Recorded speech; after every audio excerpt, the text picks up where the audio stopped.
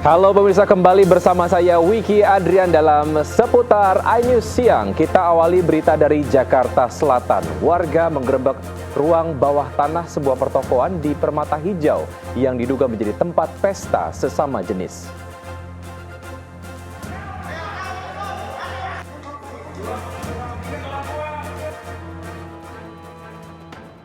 Warga menggerebek sebuah bunker bar di pertokoan Permata Hijau Kebayoran Lama, Jakarta Selatan.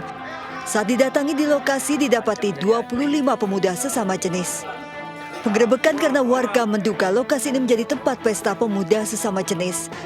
Aktivitas bar berulang kali dikeluhkan warga namun tidak ada tindakan dari petugas hingga akhirnya warga menggerebek sendiri. Aduan masyarakat udah ada 3 bulan yang lalu udah ada kejadian terkait dengan adanya praktek-praktek yang melanggar prostitusi di keluarga. Usai penggerebekan, polisi memeriksa 5 orang termasuk karyawan bar dan warga. Kita akan mintain di situ, ya. Kita akan cek CCTV yang ada. Ya, untuk sejauh ini kita menanyain karyawannya sudah buka 1 tahun. Saat ini lokasi bar sepi dan tidak ada aktivitas karena telah disegel permanen petugas gabungan. Dari Jakarta, Helmi Sajangbati, iNews melaporkan. Pemirsa, orang tua yang seharusnya menjadi tempat berlindung tega menganiaya anaknya sendiri hingga tewas. Jenazah korban berusia 6 tahun ditemukan di sebuah ruko kosong di Tambun Selatan, Bekasi, Jawa Barat.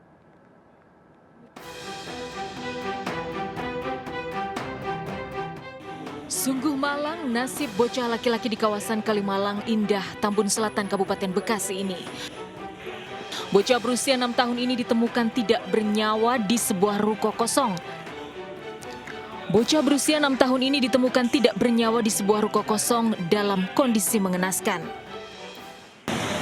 Ada bekas sudutan rokok, dan ada memar di atas belakang. Dari penyelidikan sementara, korban diduga dibunuh orang tuanya sendiri. Kecurigaan itu menguat karena warga sempat melihat seseorang menggendong bocah ke dalam ruko lalu pergi tergesa-gesa. Sama orang tuanya. Sama siapa, Pak? Sama orang tuanya. Terus saat ini kalau orang tuanya kemana, Pak? Ya itu dia kadang-kadang minta-minta di mobil gitu. Mau ngamen itu, Pak ya? Iya. Polisi masih memburu keberadaan orang tua korban. Dari Bekasi, Jawa Barat, Didi Junaidi, iNews melaporkan. Sementara itu di Kemayoran, Jakarta Pusat, seorang ibu mengajari anaknya untuk mencuri. Ibu ini menyuruh anaknya mengambil handphone yang tertinggal di atas sepeda motor. Aneka plastik.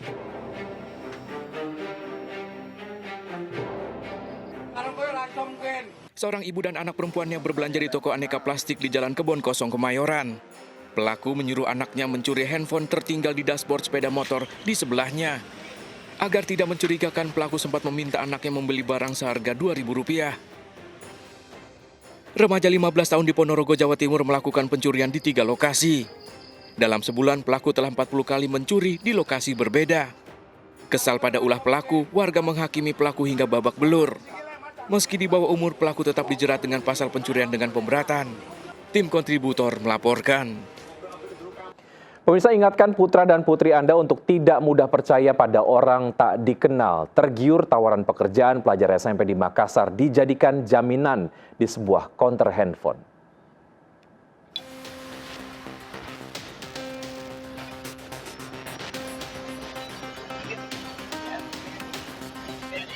Dari rekaman CCTV, pria tak dikenal mengajak korban pelajar SMP ke counter HP yang melayani jasa transfer di Jalan Adipura Raya, Makassar, Sulawesi Selatan. Pelaku meminta penjaga counter mentransfer uang 1,3 juta rupiah melalui rekening virtual. Setelah uang transferan masuk, pelaku berdalih harus menarik uang tunai 1,3 juta rupiah di mesin ATM.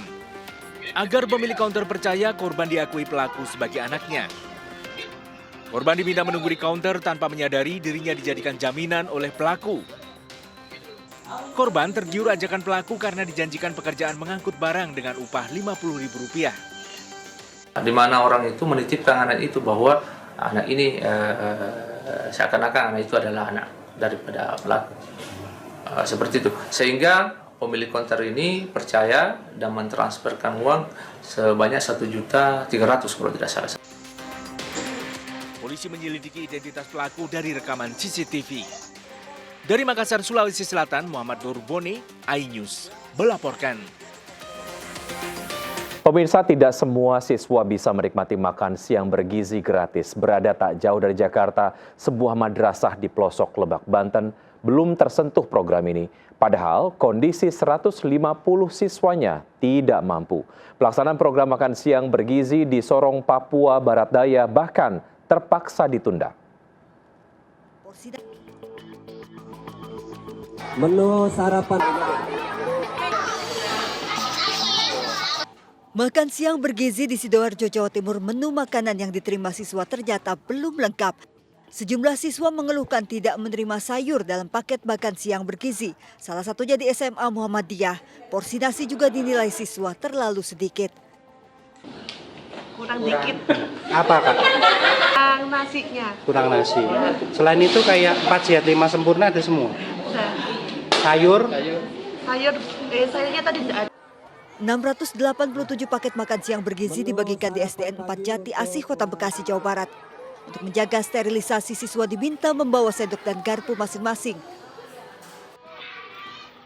Di saat siswa lain menikmati makan siang bergizi, tidak halnya dengan siswa Madrasah Ibtidaiyah Darul Ulum Cihara, Lebak, Banten. Berada di pelosok Banten, sekolah ini belum tersentuh program makan siang bergizi. Padahal 150 siswa di sekolah ini merupakan anak tidak mampu, bahkan ruang belajar pun jauh dari kata layak. Sementara program makan siang bergizi di Sorong, Papua Barat Daya terpaksa ditunda akibat keterbatasan fasilitas dapur sehat. Dibutuhkan 60 dapur sehat di provinsi ini, namun saat ini baru tersedia 4 dapur. Program makan siang bergizi gratis di Papua Barat Daya baru akan digelar 13 Januari. Tim kontributor iNews melaporkan. Ya, berbagai upaya dilakukan untuk memenuhi gizi siswa dalam program makan siang gratis. Salah satu siswa di Jakarta Barat misalnya mendapatkan menu khusus kentang sebagai pengganti nasi.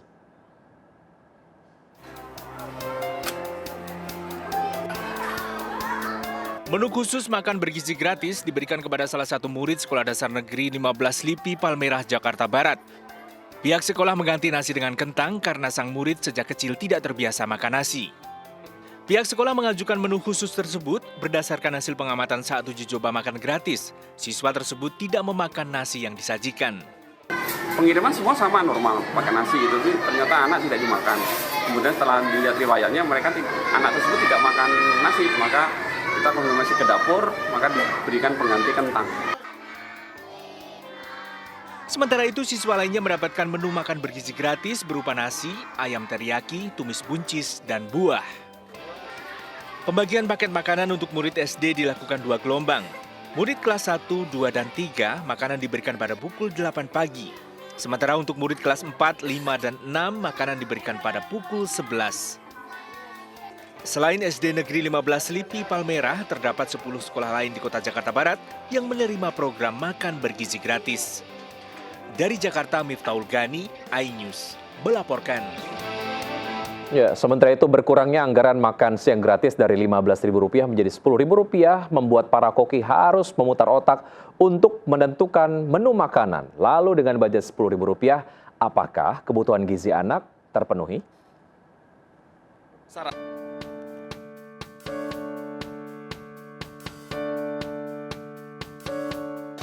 Sesuai dengan janji kampanye Prabowo Gibran, program makan bergizi gratis dimulai di awal tahun 2025. Menyasar anak usia sekolah dari SD hingga tingkatan SMA. Penerapan makan bergizi gratis tidak lepas dari biaya yang dikeluarkan. Awalnya Rp15.000 per anak dinilai bisa melengkapi kebutuhan gizi harian. Namun sempat ada wacana turun menjadi Rp7.500. Setelah melakukan beberapa kali uji coba, akhirnya diputuskan Rp71 triliun untuk tahun ini atau sekitar Rp10.000 per anak. Dengan budget yang terbatas, lalu bagaimana penentuan menunya? Juru masak mengajukan menu ke tim ahli gizi. Lalu setelah dilakukan penghitungan, dikirim ke Badan Gizi Nasional untuk verifikasi dan persetujuan. Setelah disetujui, juru masak akan menyiapkan makanan.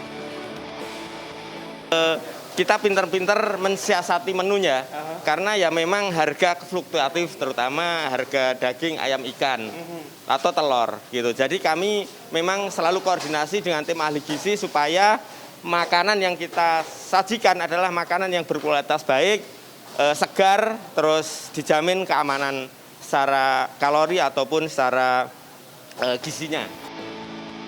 Dengan anggaran yang terbatas, keberadaan menu susu dipertanyakan. Pada hari pertama kemarin, di beberapa lokasi belum terlihat susu yang dibagikan ke siswa. Bahkan daun kelor yang dikatakan dapat menjadi alternatif susu juga tidak terlihat. Meski dengan budget terbatas, diharapkan tidak mengurangi kebutuhan gizi anak. Tim Liputan iNews melaporkan. Pemirsa, hari kedua pemberian makan bergizi gratis para siswa di Depok mengaku senang makan gratis menghemat uang jajan mereka. Makan bergizi gratis hari ini juga berlanjut di sejumlah daerah.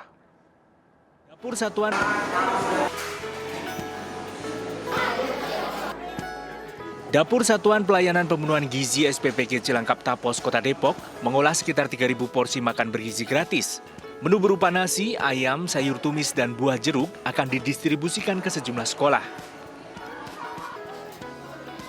Di antaranya ke SD Negeri Cilangkap 5 Tapos, Kota Depok, yang mendapat 740 porsi makanan. Menurut sejumlah murid, makanan yang diberikan enak. Mereka juga merasa senang karena bisa menghemat uang jajan.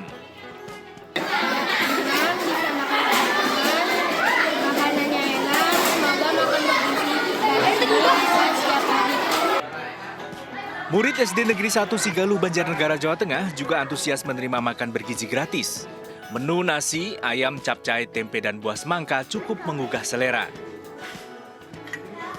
Hari kedua, SPBG Banjarnegara menyalurkan 1.447 porsi makanan ke sejumlah sekolah di Kecamatan Sigaluh. Mudah-mudahan ke depan akan lebih baik lagi, terutama untuk produksi susu lokal. Karena memang di Banjarnegara sendiri, susu lokal sedang kami gencarkan terkait dengan support makan bergizi gratis. Sementara itu, sejumlah pekerja dan relawan SPBG Makassar memasak sekitar 3.500 porsi makan bergizi gratis yang akan disalurkan ke sejumlah sekolah di Kota Makassar. Menu yang disajikan cukup lengkap, yakni nasi putih, telur balado, sayur labu, pisang, dan susu. Tim kontributor iNews melaporkan. Ya, pemirsa, hari kedua makan bergizi gratis ada Yasmin Atania di SMP Negeri 61 Jakarta di Selipi, Jakarta Barat siang hari ini. Yasmin, selamat siang. Apa lauk makan bergizi gratis hari ini di sana? Baik, selamat siang Wiki dan juga pemirsa. Hari ini merupakan hari kedua pelaksanaan makan bergizi gratis di sejumlah sekolah yang ada di seluruh wilayah Indonesia, tepatnya di 26 provinsi untuk saat ini karena akan dilakukan secara bertahap. Dan saat ini saya berada di salah satu sekolah di kawasan Palmerah, Jakarta Barat yang melaksanakan makan bergizi gratis, yakni di SMPN Negeri 61 Jakarta. Memang sudah beberapa menit yang lalu ya para siswa makan. Untuk menu hari ini dapat dilihat di layar kaca, ini ada nasi, kemudian ada buah pisang, kemudian sayur bayam, dan juga ada telur orak-arik, serta ada susu untuk hari ini. Tuh, nikmat sekali. Masih ada beberapa yang menyantap makanannya, namun mayoritas ini sudah selesai untuk memakan menu hari ini, dapat dilihat di layar kaca. Dan saya akan coba untuk wawancarai yang ada di sini. Salah satu siswa sudah ada dengan adik cantik di sini, dengan adik siapa namanya? Putri Amelia. Putri, hari ini menunya kan dapat dilihat ya, ada telur orak-arik, kemudian sayur bayam, ada buah pisang, ada susu juga. Rasanya gimana untuk hari ini? Enak, iya. Porsinya juga pas. Kalau dibandingkan dengan menu kemarin, lebih lezat kemarin atau hari ini? Yang kemarin, iya. Beda-beda di sini ya, tergantung lidah dari siswanya itu sendiri ya. Nah, untuk kedepannya pengen request menu apa nih? Mungkin nasinya tuh bisa diganti-ganti, kayak waktu itu kan ada spaghetti ya. Mungkin nasinya bisa diganti mashed potato atau yang lain gitu, biar nggak bosan juga sih nasi terus. Iya. Tapi Putri sendiri senang nggak dengan adanya program makan bergizi gratis dari pemerintah ini? Senang Kak, soalnya bisa menghemat uang juga, uang jajan. Iya. Jadi nggak usah bawa bekal gitu ya? Iya. Terima kasih banyak ya Putri Amelia atas waktunya. Ya, Wiki dan juga pemirsa, itulah tadi wawancara kami dengan salah satu siswa di SMP 61 Jakarta Barat ini. Dan para siswa ini tentunya senang dengan adanya program makan bergizi gratis yang diadakan oleh pemerintah tadi. Selain bisa menghemat biaya begitu ya, tidak mengeluarkan uang lebih untuk jajan makan, tidak perlu bawa bekal juga ke sekolah.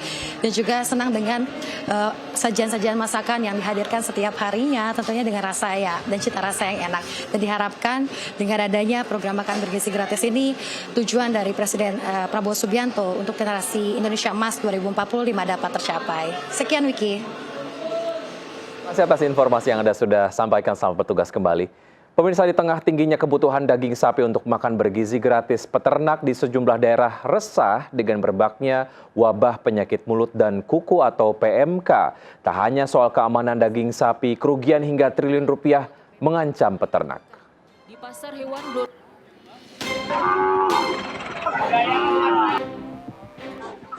wabah ternak sapi terpapar penyakit mulut dan kuku atau PMK kembali ditemukan. Di Pasar Hewan Blora, Jawa Tengah, petugas menemukan 5 sapi positif terpapar PMK, berasal dari Gresik, Rembang, dan Kedung Tuban. Sapi terpapar PMK dilarang untuk dijual. Petugas juga menyemprot kandang dengan disinfektan. Akibat wabah PMK, harga sapi anjlok dari biasanya 16 juta menjadi 14 juta per ekor.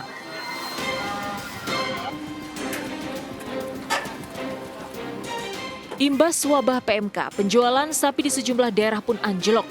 Di Kabupaten Purwakarta, Jawa Barat, kabar adanya 3 sapi mendadak membuat para pembeli menunda transaksi. Pasokan sapi juga berkurang karena pedagang khawatir sapi mereka mati. Ya, penurunan drastis itu, Pak. Ini kan sepi, biasanya penuh gitu kan. Sekarang, wah, nggak ada pembeli, nggak ada, sapinya juga nggak ada gitu kan. Temuan sapi terpapar PMK tidak boleh diabaikan. Catatan Kementerian Pertanian, wabah PMK yang meluas bisa memicu kerugian hingga 10 triliun rupiah per tahun. Tim Liputan iNews melaporkan. Badan Karantina terus memastikan keamanan ribuan sapi impor yang masuk ke Indonesia melalui tindakan vaksinasi. Sudah ada Henry Aprila di Pusat Pengemukan Sapi di kawasan Teluk Naga, Tangerang, Banten. Henry, silakan dengan laporan Anda.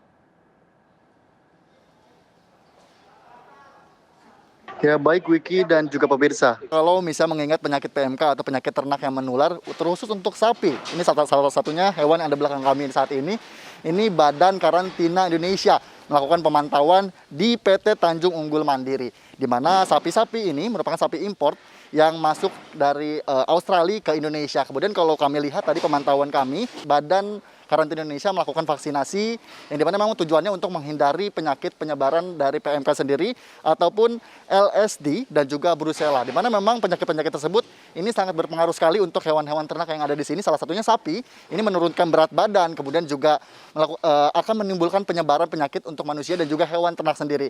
Kemudian kalau mengingat kembali, ini di program makan bergizi gratis menggunakan protein, ini menggunakan daging sapi, yang dimana ini dalam hal ini Badan Karantina Indonesia melakukan pemantauan untuk memastikan daging yang digunakan untuk program makan bergizi gratis ini dapat digunakan dengan baik dan juga sehat dan juga safety. Dan tentunya untuk sapi-sapi yang memang dinyatakan terkena penyakit ini akan langsung dimusnahkan. Kemudian tadi juga kami sempat melihat di sini dilakukan pemantauan dengan mengambil sampel darah, dilakukan vaksinasi untuk menghindari penyakit, dan tentunya juga ini untuk swab sendiri ini dilakukan untuk memastikan kalau misalnya sapi-sapi di sini juga dapat dinyatakan safety. Kembali di studio. Henry, terima kasih atas laporan Anda. Selamat bertugas kembali. Pemirsa, beralih ke informasi lain, mantan pelatih Timnas Indonesia Shin Tae-yong yang baru saja dipecat PSSI akan menerima kompensasi yang diperkirakan mencapai 60 miliar rupiah. Juni tahun lalu PSSI memperpanjang kontrak STY hingga tahun 2027.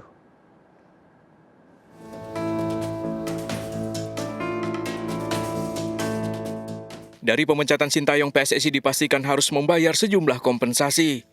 STY diberhentikan setelah 6 bulan kontrak barunya ditandatangani. Tercatat masih tersisa 3 tahun lagi hingga 2027 kontrak yang seharusnya dijalankan Shin Tae-yong. Meski tak merinci berapa kompensasi yang dibayarkan, namun Ketua PSSI memastikan pihaknya akan membayar kewajibannya. Ya, semua kontrak kita harus hormati, karena kalau kita ingin menjadi federasi yang kredibel, ya kita harus menjaga kesepakatan yang sebelumnya. Dari informasi yang dihimpun STY diperkirakan digaji hampir 20 miliar rupiah per tahun. Gaji fantastis yang pernah menangani timnas Korea Selatan di Piala Dunia ini seharusnya dikali 3 tahun dari sisa masa kontrak. Artinya PSSI diharuskan membayar pesangon sekitar 60 miliar rupiah. Ya, pemirsa, Shin Tae-yong pertama kali dikontrak PSSI tahun 2019, 5 tahun menangani timnas, banyak kenangan bagi skuad Garuda. Sejumlah pemain timnas mengunggah kenangan mereka bersama STY, termasuk momen haru STY dan pemain menangis di ruang ganti saat Indonesia dinyatakan gagal ke Olimpiade Paris 2024. Terima kasih. Hanya itu yang bisa kami ungkapkan untukmu, Coach. Kita mengucapkan terima kasih kepada kinerja Coach Shin Tae-yong selama ini, dan hubungan saya sangat baik, dan kita lakukan yang terbaik untuk program-program yang dikehendaki. Kebersamaan pelatih Shin Tae-yong dengan para pemain timnas Indonesia kembali beredar di media sosial. Bahkan momen saat STY menangis bersama usai pertandingan kembali menjadi sorotan. Para pemain juga mengunggah kenangan saat berjuang bersama STY, mulai dari Jay Ijes, Justin Hapner, Pratama Arhan, hingga Marcelino Ferdinand.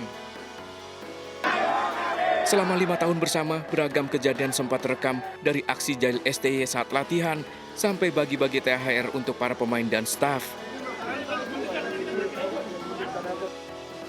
Namun dalam postingan di media sosial, anak Shin Tae-yong, Shin Jae-wong, mengungkapkan kekecewaan mendalam atas pemecatan ayahnya.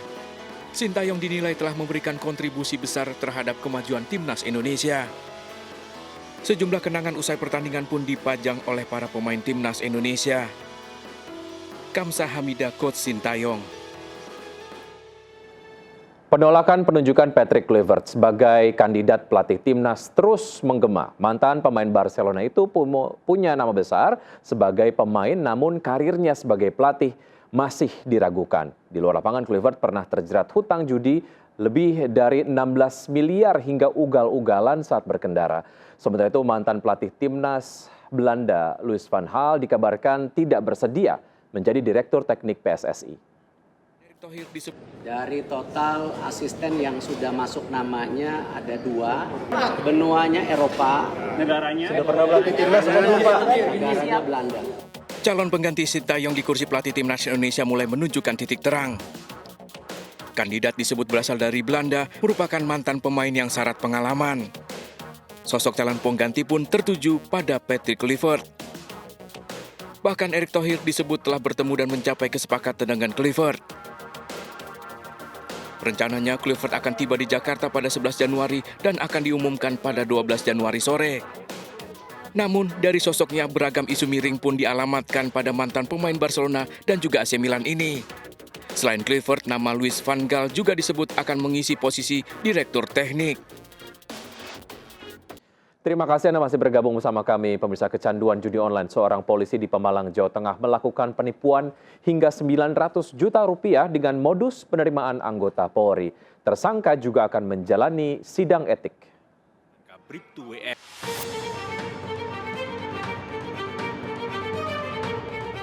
Kejaksaan Negeri Pemalang menerima berkas perkara kasus penipuan penerimaan Bintara Polri melibatkan tersangka Bribtu WR. Kasus ini mengakibatkan kerugian hingga 900 juta rupiah bagi korban, Suratmo, warga Pelutan, Pemalang, Jawa Tengah. Penelitian berkas perkara yang terjadi sejak tahun 2020 memakan waktu 7 hari. Tersangka telah ditahan di Mapolres Pemalang. Terkait hal tersebut, dari penyidik telah menyerahkan ke kami Pak ya kemarin. Cuman sampai sekarang masih dalam tahap penelitian Pak. Akan segera kami lihat apakah sudah dipenuhi atau belum petunjuk kami. Dalam waktu dekat, Polda Jawa Tengah juga akan menggelar sidang kode etik Polri terhadap Bribtu WR. Selain kasus penipuan, Bribtu WR diduga juga terjerat kasus judi online. Dari Pemalang, Jawa Tengah, Suryono Soekarno, iNews, melaporkan.